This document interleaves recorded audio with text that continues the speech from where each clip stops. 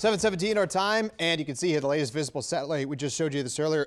Excuse me, go right over top of the Marigot, St. Martin, as well as Anguilla Islands here. The eye right over top of them, and you can see some of the bigger storms closing in on the Puerto Rico area this morning. Closing in, you can see now the eye has actually moved off to the east, or rather west, just a little bit there. Still kind of ragged, not as big as it once was, but still nonetheless very powerful hurricane. You can see some of these thunderstorms really blossoming here on the edge here. That's what we call overshooting tops, and they go so high. That's what we're looking at. So again, pretty cool to see the GO 16 visible satellite already this morning. Right as the hurricane hunters continue to fly in there, came from Miami. As they approached there, saw winds starting to pick up. Recently picked up some winds around 171 miles per hour, pressure 916. Of course, they'll continue to crisscross through Irma and get a lot more weather data, and that helps with all the forecast models. Right now, winds are still at 185, and it continues to work its way a little quicker than yesterday.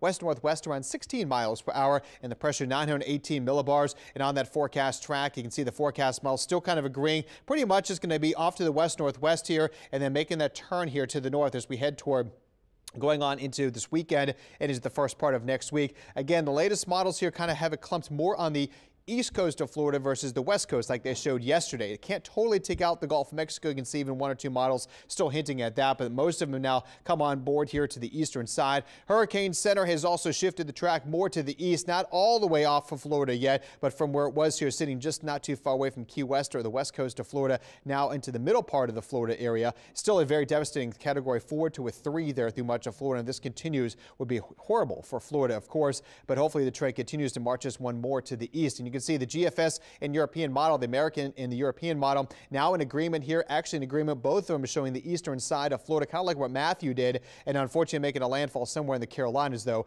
as we head into the first part of next week. So what we should do now, of course, stay calm, know what to do, have a game plan. This system, again, not expected to come here, but if it isn't this one, maybe a next one, so be prepared. Still some uncertainty. We've seen a lot of it. Things will change, and of course, follow me on social media for all of my weather updates. Right now, let's check in with Angie and see what's going on with our morning commute. Well, thanks so much.